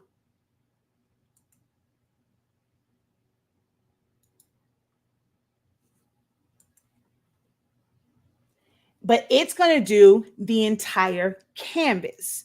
This is where things like your smart objects, because you're not cropping the image itself. Crop will only crop the canvas. If you're wanting more information about Photoshop, how it works, our Photoshop training starts next week, Tuesday, the 21st is the first day of our Photoshop class live via Zoom. Next week, Tuesday, you can go and enroll right now. Start watching the videos from before. If you were in the Essentials of Photoshop last year or 2 years ago, you get to attend the new Zoom sessions, no additional charge, okay? So if you crop this, I'm just going to crop one side, you're changing the canvas size. So it's still not changing this box, right? Because if I go Control T, my box is still there. The only way to shrink this is either to put it as a smart object, adjust it there, bring it back in, rasterize it so that the data now contracts. Or you would have to create a selection for it, fill that in again with black, and then it will be to the smaller size. But if you were to go in and crop this, you would make your canvas a smaller size. And now anything else you bring in, like, you're not going to see it. Like, you have to. So there's a lot. I know it's a lot. I'm not sure if I'm making sense to y'all, but there is no like easy crop. This is one of the reasons why I'm always saying people don't give Silhouette Studio enough credit for how easy it can make your life. So in Silhouette Studio, you go in, you go to trace, select trace area, You place your box. It's going to fill it in. You go trace and detach. It instantly takes this from being this huge box to where the size is just to the size of the object, and you never had to adjust your design page or canvas. It's amazing. And it's actually the right size. Same thing with the one that's white. Select trace area, place our box around it. Or because this is, I'm going to show you, because this is just black, you can even do select by color, fill this in. Wait, why are you not doing the whole thing? Oh, all areas and trace and detach. It's going to pull that out. Boom. There you go. Right. And this is something that you're not going to find in a lot of the other programs. Something as simple as tracing, not even Illustrator. Like the way Illustrator works, you have to, still go and trace it. You can ignore white area. Like you have to tell it to ignore white space and this and the third. But Silhouette Studio allows you to really remove that extra, and it's not a part of it at all. There's so many benefits to learning Silhouette Studio. So now, when you come into this program right now, my page is really huge. You now know, like, and you're in the program, hey, what size paper am I going to print to? You're going to change that to 13 by 19, okay? I'm just going to turn this off, so none. And now you place this. If you need it to be a specific size, it's there. You put it in the center, it's going to print right there. If you don't need it to be a specific size and you want it to be just maxed out to 13 by 19, you go and you pull it for it to be maxed out to this, within the margins of print, and then you simply print it out. But not knowing how, because so many people are using Canva as their design platform and then needing to print it, this becomes, an issue, especially with these stoles. Oh my gosh, the number of inboxes, and I can't answer them all. And I've tried to, if I'm available, to try and do like a little video or refer them and give them the direct link to like my video, to direct link to my class about this, because I go over all of these things in my master's program for design, for grad customs.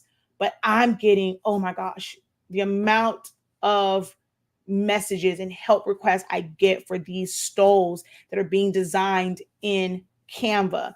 I don't understand the template where they're splitting it up into, it's supposed to be like 3 8.5 by 11 sheets, and they're splitting it up. Then people go to piece them together. The person that designed it, they didn't know what they were doing design wise. It is set up exactly. So when you need, like, and you're now watching videos about piecing it together, you overlap it. Guess what? It's now too short. I fielded so many questions for this, and it's crazy. Like, I feel like I could literally do a class, like just separating thing just about stoles based on how many questions I get inboxed or tagged in or even emailed every single day. So you want to be able to bring it into a program. Even if you were to bring it into, like I said, something like Photoshop, right? This design page was not set up. I had set this design page up as 12 by 12, but this image came in. It still was there, right? It's not sized properly. And I'm going to undo, right? So I want you guys to see. Oh, will it undo? Okay, it won't let me undo any more than that. So I'm just going to go and do it again. File, new. And I'm going to bring this over. You can see it. So I'm just going to go 12 by 12, right? And we're going to go create. I can bring that file in. This page was only 12 by 12. You guys saw that, right? I'm going to bring in this image that it was designed and saved on a 13 by 19 design page. I'm going to drag that down to Photoshop. It's still going to open up. No matter, it still opens up. So even though you designed it, if you didn't know how to set up your Photoshop, That's 12 by 12. That's not set up for 13 by 19. So that's going to be a different size. It's going to come in. It's just going to instantly resize. Now you have to go back in and resize that. You would have to know how to open it up or create a design page that's 13 by 19 and then bring that in. Or even if you go file, open, and I'm going to go to my computer. I'm going to go to home. Is it there? Actually, let's go to downloads. And then we just have to go all the way down to the PNGs. I think it said untitled 13 by 19. So let's see. 13 by 19. No, it didn't come in that way. So what was the name of this thing? Was it untitled?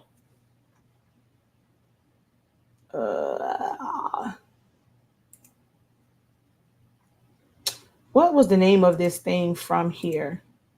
Yeah. Oh, untitled design 18. Okay. So why is it not coming up?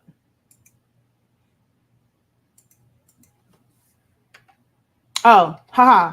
Maybe if you spelled it right, Shakia. Untitled design 18.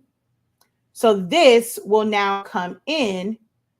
The design itself is showing 10.66 by 12, which that can't be right. Oh, yeah, because 19, yeah, so that might be right, is what this is now showing as. And if I go Control T, this picks up on just that size because I opened it up and it's just that element. And so it's by itself.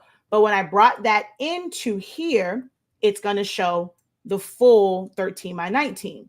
So if I come over here and we're going to just drag and drop this one into Photoshop. See, it comes in at the right, it fills up the whole thing. It won't change the size, but that's knowing I have to design it. So if the template that you are purchasing is not made for the size paper that you are going to print to or that you are going to open up, it's going to be the wrong size. It will open up in any program, but it doesn't mean it's going to open up at the right size. Am I making sense?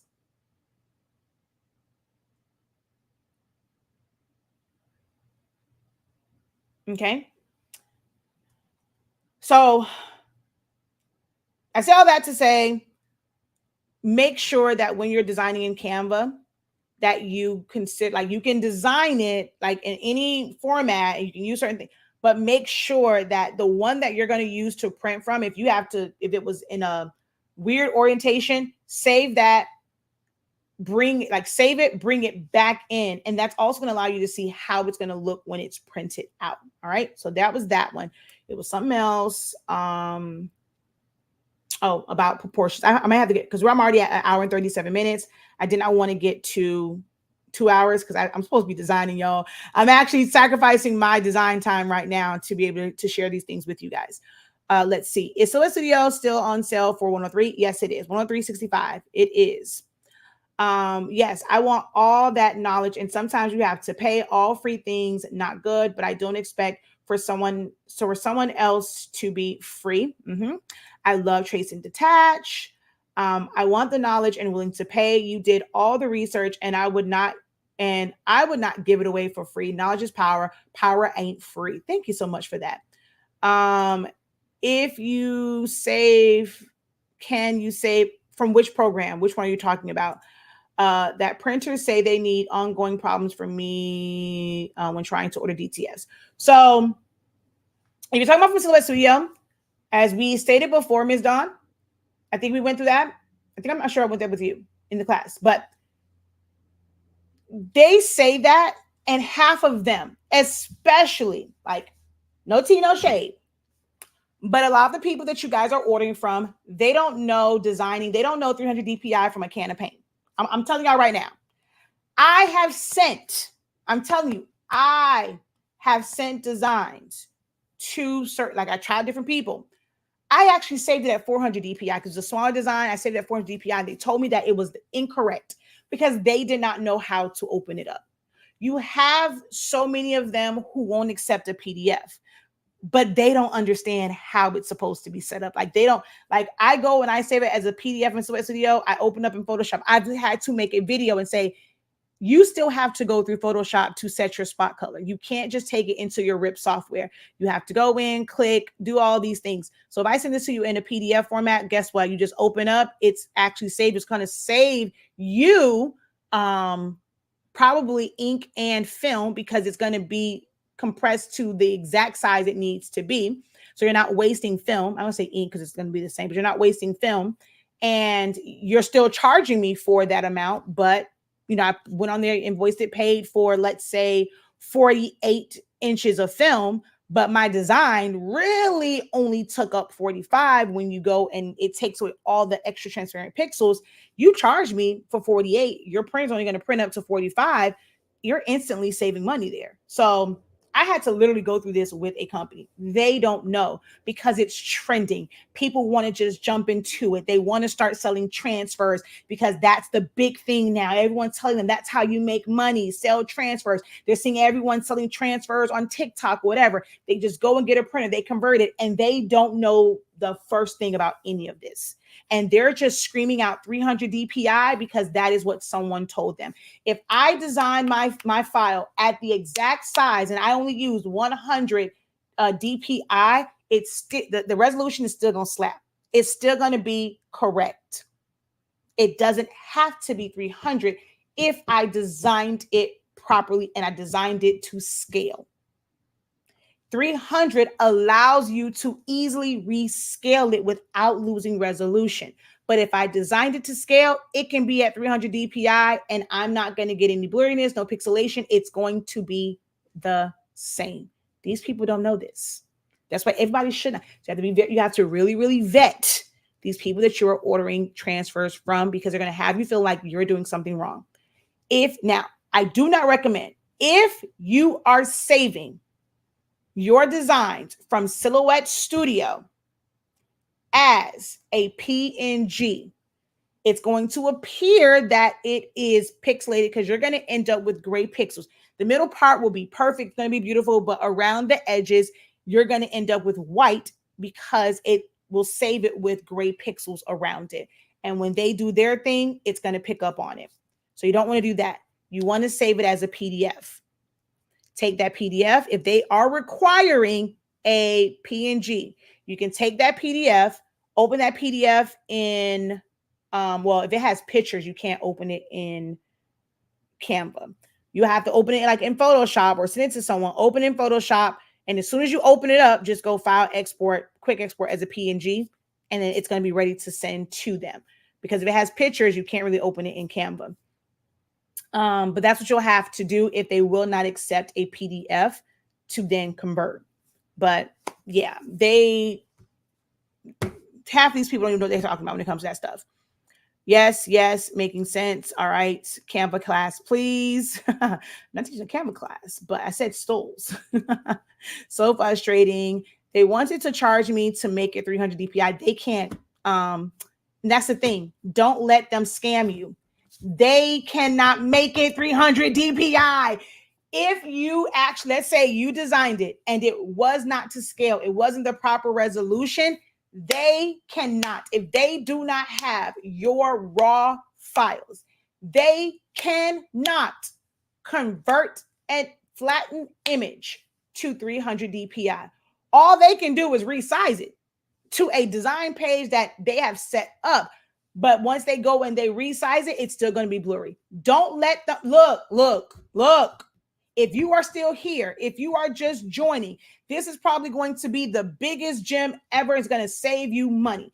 If they tell you they're going to change, they want to charge you to change your file to 300 DPI, run.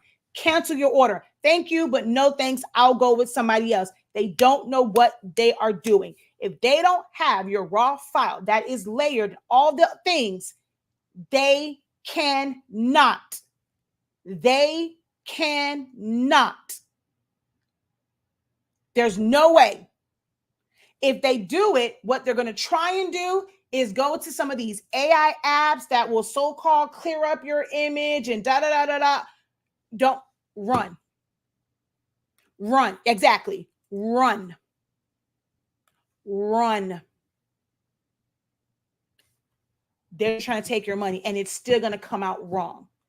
That will probably be the biggest tip for anyone that's watching now, or if you have made it this far into the playback of this, that is probably out of everything that I said, if you are interested in doing DTFs, that is going to be the biggest gem for you. If they tell you that, run. Run. She says, I ran. You saved me. She said, that's what I did. Moved on to another DTF maker. Exactly. They cannot make it 300 DPI if you saved it in another format. If it wasn't scaled properly, they're just going to go bring it in there and they're going to just like rescale it. That's not 300 DPI has nothing to do with the size of something.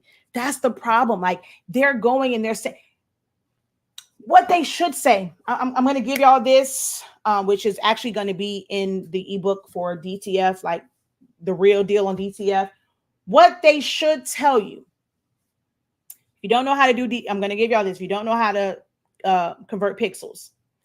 If you are designing something and let's say it is a yard and their printer prints out 22 inches, they're telling you that your design can be up to 22 inches wide, however long, right? So let's say they start at a yard. That's 22 by 36. Okay. Y'all ready? Let me know if you're ready.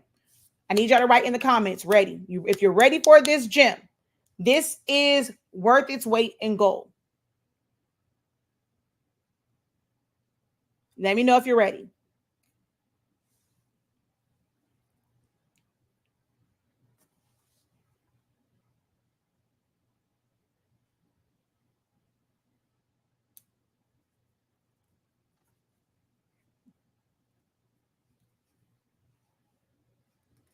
All right, I see ready. Okay. And if you are someone that's going to consider selling DTFs, 300 DPI, you just multiply it by the size. Okay, so I see a few more readies, You're going to multiply it, right? So you're going to take 300 times 22, 6,600. You're going to take 36 inches times 300, 1080. Well, 10,800, right? That is what number they should be telling you. If you're going to go do this, your total size of your design should, if they want it to be 300 DPI, it should equal to 6,600 pixels by 10,800 pixels. When you look at that file, you're looking at the resolution on it. Whenever you go into your design pages, if you click on something that is, let's close out of that. Seriously? Are you not reading again? Oh my God, what the hell is wrong with my cloud?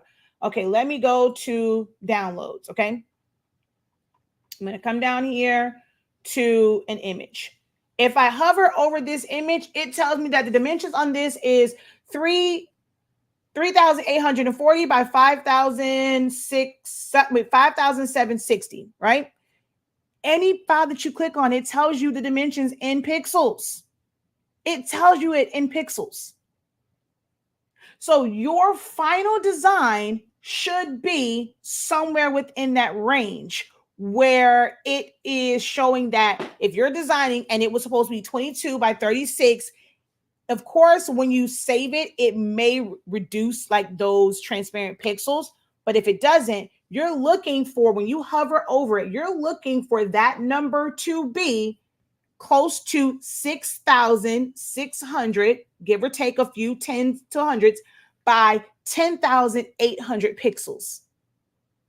If it says that, guess what? It's the correct size. If you designed it to scale.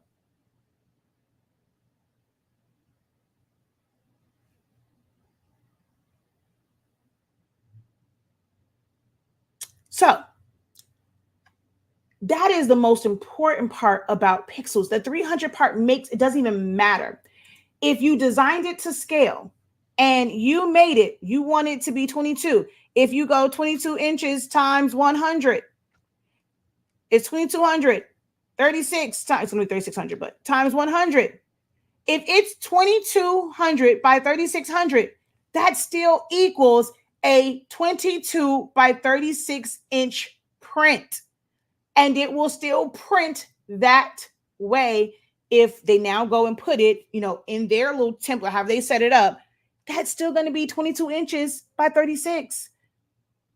If the images that you brought in were high resolution, they were not blurry, even saving it at 100 DPI, it's not going to lose clarity like that, where it will be super blurry, or you're going to have any pixelation around the edges.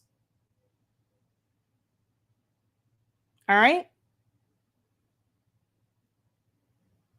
She said, rename this video big information. I know that's right. I'll be waiting for the DTF ebook. I want to create my own designs in Silhouette Studio for DTF. If you are designing right now, you're already ready to create them for DTF. There's nothing special that you have to do other than make your design page the size of the print that you are going to print. Like if it's going to be a gang sheet and it's going to be 22 inches by 36 inches, I personally do 21.5 because some of them have that little line. And if your design is too close to it, it's hard to cut it away. So I personally do 21.5 by whatever the length is. You're going to set your design page like that up in Silhouette Studio. I have a video on it. The ebook is going to have some gems that's not in the videos, and it's going to have some things that you can kind of really take notes and stuff on, but there's a video on it. I have a free video. Go watch it. It's on our Honestly Speaking, actually it's on Silhouette Moms and Honestly Speaking. It's on both of them. As long as you make your design page the size of the roll, the size of the gang sheet that you are going to order, you create your design, you make it the size that you want. You don't size it to the design page or the print page. You create your design to scale first, and then you arrange it onto the sheet that's going to be printed. So you're going to create it like that. You're going to save it as a PNG, portable document format. You're done. That's literally it. That's it. It's going to come in with a transparent background when they open it up in Photoshop, or you open it up in Photoshop. You save it as a PNG if they require that, or they can just open up my DTF printers. I send them my files as a PDF. If I'm designing it from Silhouette Studio, I send it as a PDF. The only reason why I would recommend especially as a newbie or as a consumer of DTF prints, if you don't know how RGB to CMYK works, I would recommend having a program. You can even use PhotoP. PhotoP is free. It's internet-based. So long as you have internet, you can use it. But PhotoP, you can use that because you need to see the change in color. Silhouette Studio, you design in RGB. But when you change the color mode to CMYK, it changes the look of it. Let me see. Let's just do this one. May not change that much. So I'm going to go here, mode, CMYK. Yeah, I knew that one probably wouldn't change it because they probably designed this one in CMYK. And I think she's also, let me see if this one is. Okay, so image mode. So I'm not sure if you saw the color change. I'm going to undo. So you see how bright and saturated some of those purples are. I'm going to change it back and it becomes muted. It's a deeper purple now. Okay. So that would be the only thing that is really, really needed because you'll probably get the shock of your life when you submit them your design that was filled with these super, super bright colors and you get it back and the colors are different. Colors like teal are going to be more bluish and things like that. So that would be the only, like that would not say the only, but that would be like the true benefit of you having something like Photoshop or PhotoP or just something where you can see the change because they have to change it to CMYK. They have to. So being able to actually see that color change is going to be, beneficial when looking at these. Let me see this one. Edit image.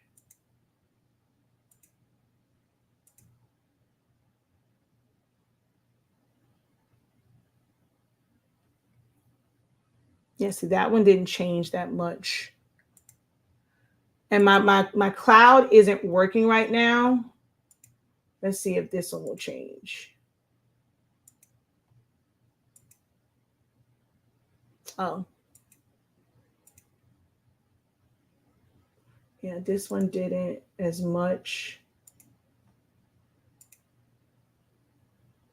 Yeah, it's certain ones that, because these were not done in Silhouette Studio, so it's not really showing the change because these weren't. But I can't get access to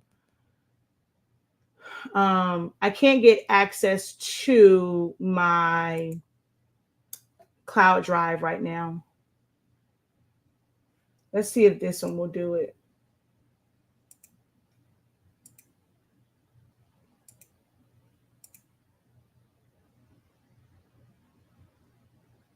Yeah, you saw that change.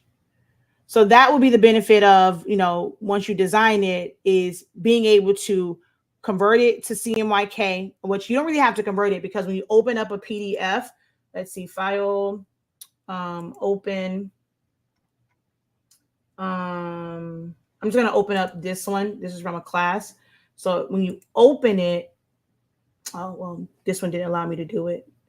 But normally it'll come in and it'll tell you like the mode RGB or CMYK. Oh, this I think was saved from Canva. That's why. But it'll ask you, like, you'll see it and you can just automatically change it to CMYK. And then when it opens up, it's going to have the color change to it. And then that's it. So that will be the only like true benefit of taking it and filtering it through Photoshop, is for you to see the color change. So when I design in Photoshop, I should use these types of settings. Design for what? For DTF? Yes, you should be going to, I mean, are you meaning like the sizing settings or the color mode settings? I'm not sure at what point that question came in. Oh my gosh, really? I didn't know. I thought when they said 300 DPI, it was good. No, you can have something that's a horrible quality, but your design page is set up at 300 DPI and it's still going to be blurry and pixelated. I have to watch. I still can't set up a gang sheet. Geez, I'm not listening. You have a lot going on. You got to take better notes and organize the notes better. I just did the size sheet and slid the bar in Canva, and the math was math in LOL. Thanks, Professor. Yay! I haven't been on for a while. The Professor is coming out with an ebook. I'm finally going. I actually have 4 different ebooks I'm working on right now. Another big tip, color change. I purchased Silhouette Business Edition a while ago, but I'm so used to Cricut Design Space that so is intimidating to just go in and learn. Do you have an easy to learn manual for us boomers? So I'm not sure what you mean. Okay, what do you consider easy to learn? Me personally, the way that I teach it, it is taught over, the original one is taught over the course of really 25 days. And then we have additional days of like Q&A and design tips and stuff like that. And then we did a 13-week refresher. And then we're going to do the 13-week refresher again starting in July, the 3rd quarter of the year. So for that entire 3 months, July, August, September, we are going to go through the refresher again. So it is a lot. There is no like, okay, I can learn it in like 10 minutes. I can learn it in a day type situation. So to me, that is going to be the easiest route, is to get into one of my classes, get into a couple of my classes is going to be the easiest way. But the Essentials of Silhouette Studio is going to be the best way. It's going to be the best option for really, really learning the program and realize that it's really not that intimidating. That's my problem. What colors will come out? I print CMYK charts and they did look different. Yeah, they will look different from your RGB. So that's one of the things you want to do. You want to print out a chart in CMYK And when you're filling in colors, you want to use those color codes from that color chart to ensure that when you send them off for DTF prints, it's going to be the color that you are expecting. So it all depends. Like, so I don't necessarily size in pixels all the time. Now, if you wanted to, you can, but like she said, for Canva, when you move the slider, the math is mathing, right? So I prefer to change mine to inches. The same way I instructed to do that in Canva, I personally do that in Photoshop, unless I am designing for something like a YouTube banner, Facebook banner, because they're normally going to give those sizes in pixels anyway. So unless I'm designing for that, I change my unit of measurement to inches, and I set my page up based off of what I plan to print to.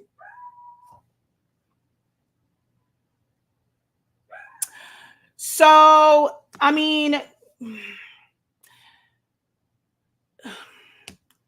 it's not that cut and dry, right? So I've looked at them. You know, of course, you have to check out your competition. And I have a few of them, and it's a lot of generic information. So like her one, like for Cricut, it's a lot of, okay, it's this blade, it's this setting does X, Y, and Z. And in Cricut, it's a little bit different. You kind of explain slice and things like that. But with Silhouette Studio, it is a little bit more detailed because I teach it from graphic designing. I don't just teach it like, okay, I just want to know how to set this up to be able to cut vinyl, just to be able to cut paper. I teach Silhouette Studio as a graphic designing program because most of my students are hybrid users. They use Silhouette Studio to design, but they still use a Cricut to cut. Or they just use Silhouette Studio to design to be able to send to like some sort of printing device. So I don't teach it in a way where it's fully connected with the machine.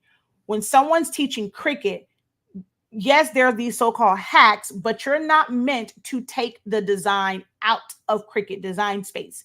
It is meant for you to be able to flatten it, to do a print and cut, or to simply cut regularly to the machine. So it's a little bit easier to kind of do that. Now, when it comes to just the Cameo machine, yeah, I can do that part, but the program is a little bit more intuitive. Like it's a little bit more robust than Cricut Design Space to just kind of have this quote unquote easy manual. Mine will coincide with the essentials training. See, she says, get the 30-day course. It is beginner friendly. Some people may feel like it's not because it is a lot of information. But if you're really paying attention to how it's broken down, I go step by step. I'm not rushing you through anything. Is it a longer class? Yes. Do you have to invest and dedicate time to actually learning it every single day? Yes. Is it set up to where, hey, I want to learn it by teach me Silhouette Studio by teaching me a chip bag. I'm going to show things. You're going to be like, oh, wait a minute. Hold up. How'd you do that? What is this again? All these questions are going to come. So I teach the program and then I teach designing. They're two different things. They are not the same. Learning a system and learning to design are two different things. So should I send my RGB color chart to the vendors so I would know how the color? Yes. So if you send them like the color chart from us, if you send it to them, when they open it up in Photoshop, they're gonna change it to CMYK mode. And when they print it out, you're gonna notice that it's gonna be different colors than the sublimation one that you did. It's going to be different colors than the one that you printed on your regular printer. Those same color codes in CMYK can yield, not all the colors will be a big difference, but a lot of them will yield different results when you have it done from a DTF printer.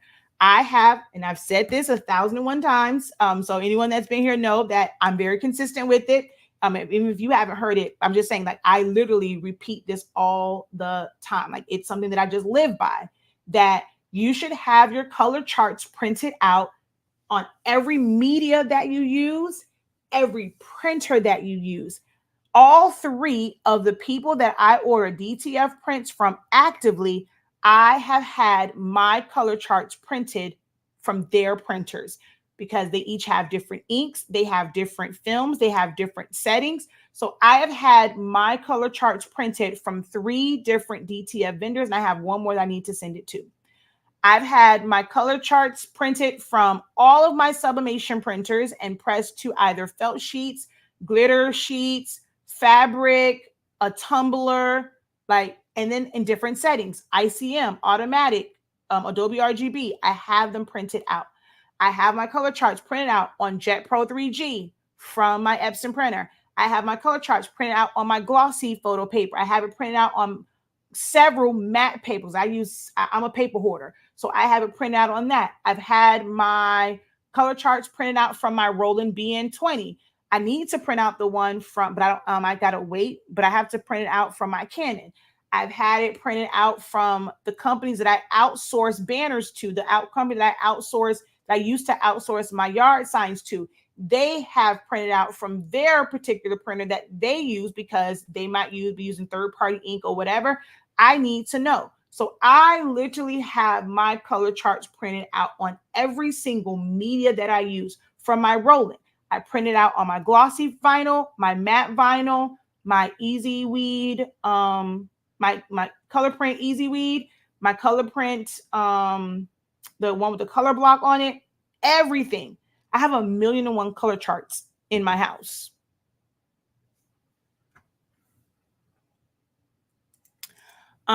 Is the color chart that you're speaking about the same one I purchased on your website? Or yes, the same exact one.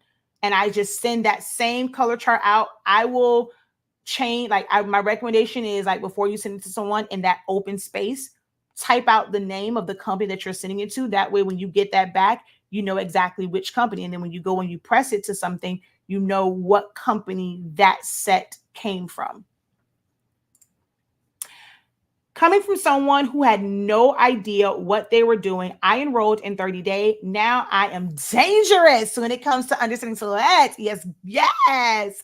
Still learning, and I love it. But she said, look, I love that comment. She said, look, I'm dangerous, okay? Don't trust me with a Silhouette screen because, baby, the skills is dangerous, okay? Yes, I love that. She says, I'm dangerous, okay? Look out for me. I love it.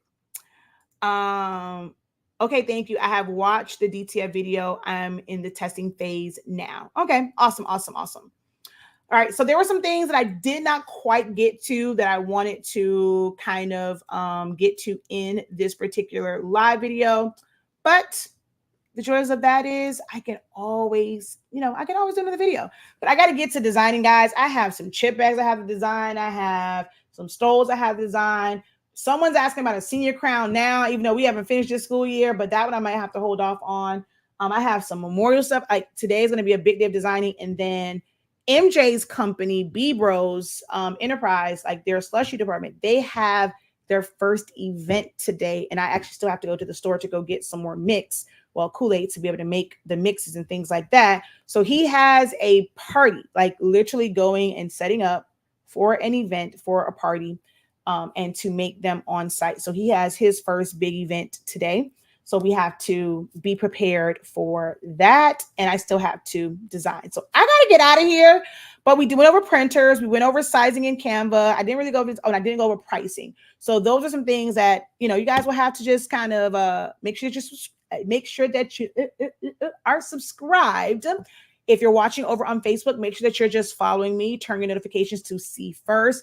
On YouTube, make your notifications, see, I think it's like see all or something like that, or all, just like ring the bell, so that you're notified. Well, you have a higher chance of being notified. Get on our email list. I'm going to go back to sending out emails to let you know when I'm going to be live. Like, it'll come in maybe like 30 minutes before. I don't pre-plan live videos because my life is hectic, but I'm going to get back into sending out emails when I am live. So just look out for me kind of everywhere. And we're going to get into that whole pricing spiel and a little bit more as far as like understanding like your design. Cause I really it's those stoles, man. Every day I'm getting questions about those stoles. All right. So until next time, guys, have an amazing one. Continue to unlock, Oh, wait, hold on. Hold on. Wait. Y'all know I like if I see it, I want to walk away real quick. So should I design using CMY colors when sending? So you don't have to design. I mean, it's going to be better so that there's no surprises. I don't like designing in Photoshop, like putting full on designs and stuff like that together. I don't, because of things like this. I don't have all this space. You have to have your design within the pixels. I normally design and I can have stuff all over here. I can have 4 or 5 different versions of variations of it. So I love designing in Silhouette Studio and like other programs. I'm not big on completing my full-on design in Photoshop. I know how to use it. I teach Photoshop, but I personally don't design. Some people love designing just in Photoshop. I'm not that girl. Here, when it saves, it's going to save in an RGB color format. But for DTF, they have to convert it to CMYK. I Love It Customs, love them. Love the fact that she was willing to be able to test out that, so that she's very, very knowledgeable.